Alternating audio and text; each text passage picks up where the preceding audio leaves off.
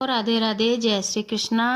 माघ कृष्ण पक्ष की षटतिला एकादशी की आप सबको बहुत बहुत हार्दिक शुभकामनाएं। आज हम षटतिला एकादशी का महत्व और इसकी कथा के बारे में जानेंगे। तो षटतिला एकादशी का महत्व षट तिला यानी कि 6 तिल से हुआ है। इस दिन तिल का उपयोग 6 प्रकार से होता है, और जैसे कि तिल का सेवन करना, दान करना, स्नान करना, तिल मिश्रित जल से पीना, तिल से बनी मिठाइयाँ और हवन करना। ये 6 प्रकार के तिल का प्रयोग बताया गया है। इसे करने से पापों का नाश होता है और जीवन में सुख समृद्धि आती है। इसकी कथा इस प्रकार है।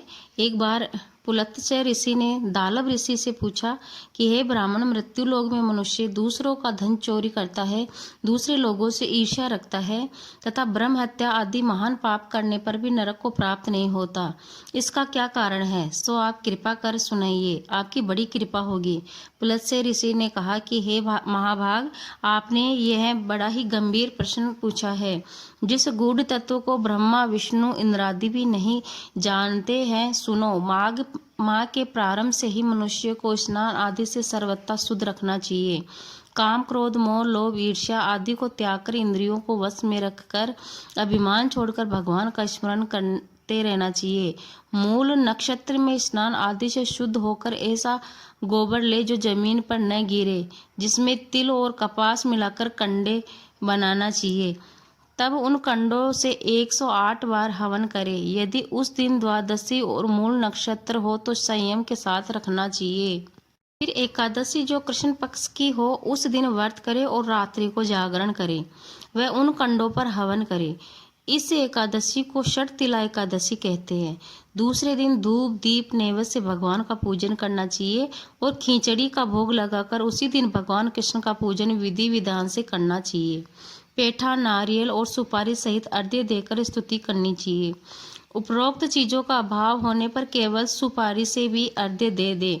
हे भगवान, आप अशरण शरण हो, संसार में डूबते को उद्धार कीजिए। हे कमल नेत्रधारी, हे विशंबर भगवान, हे पुंडरीकाक्ष, हे जगत गुरु, मेरे इस तुच्छ अर्घ्य को आप लक्ष्मी जी सहित स्वीकार कीजिए।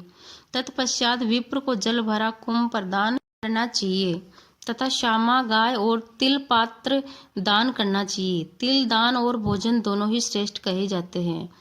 इस प्रकार जो मनुष्य जितने तिल दान करता है, वह उतने सहस्त्र वर्ष तक स्वर्ग में निवास करता है। 1 तिल स्नान, 2 तिल का हवन, 3 तिल का भोजन, 4 तिल का तिलोदक और 5 तिल का उपटन, 6 तिल का दान, यह षटतिला कहलाती है। इसमें अनेक प्रकार के पाप नष्ट हो जाते हैं। देवर्षि नारद जी ने कहा कि हे भगवान, आपको नमस्कार है। हे देव, इस षटतिला एकादशी के व्रत करने से क्या पुण्य होता है, सो कहिए। श्री कृष्ण जी ने कहा, हे नारद मुनि, मैं तुम्हारे सम्मुख आंखों देखी घटना का वर्णन करता हूँ, सो तुम ध्यान से सुनो। प्राचीन काल में मृत्यु लोक में एक ब्राह्मणी सदैव व्रत किया करती थी। वह ब्राह्मणी अत्यंत बुद्धिमान थी। एक बार वह लगातार 1 माह तक व्रत करती रही, जिसके कारण उसकी देह अत्यंत दुर्बल हो गई। इतना करने पर भी उस ब्राह्मणी ने कभी किसी देवता और ब्राह्मण को अन्न दान अथवा धन दान नहीं किया था। तब मैंने विचार किया कि इस ब्राह्मणी को शरीर आदि शुद्धि कर लेने के कारण विष्णु लोक को प्राप्त हो जाएगा, किंतु इसने कभी अन्न दान नहीं किया, जिसके कारण इसकी तृप्ति न हो सकी। यह विचार करके उस ब्राह्मणी के यहाँ अन्न दान लेने के लिए मैं स्वयं गया। तब उस ब्राह्मणी ने मेरे आने का कारण पूछा।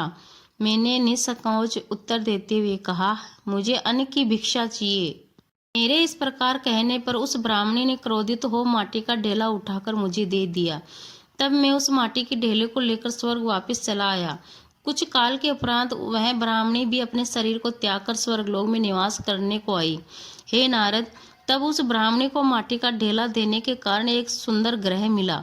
उस ब्राह्मणी ने जब अपने उस घर को अन्य वस्तुओं से शून्य देखा तो वह दौड़कर मेरे पास आई और बोली, हे भगवान, मैंने अनेक व्रत आदि करके आपकी अत्यंत पूजा की है, फिर भी मेरा घर सभी वस्तुओं से शून्य है, सो इसका क्या कारण है? तब मैंने उस ब्राह्मणी से कहा, पहले वह देवस्त्री आए, उनसे तू षटतिला एकादशी व्रत कथा सुन लेना।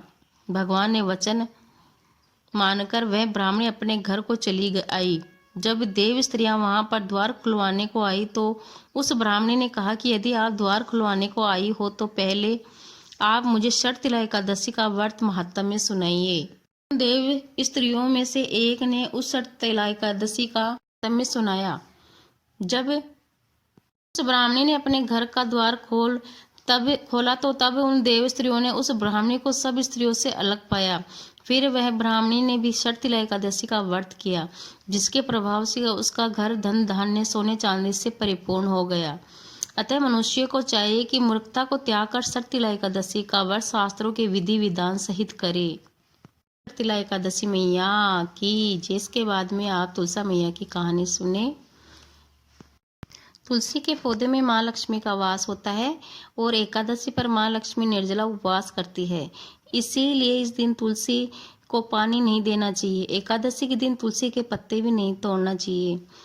शाम के समय तुलसा जी में घी का दीपक लगाए और कहानी सुनने के बाद में आप तुलसा जी की 5 परिक्रमा भी कर ले और इसमें आप तुलसी स्तोत्र का पाठ और धन वैभव से जुड़ा महात्म्य भी सुन सकते हैं। बोलो एकादशी मैया की जय, तुलसी मैया की जय, बोलो कृष्ण कन्हैया लाल की जय।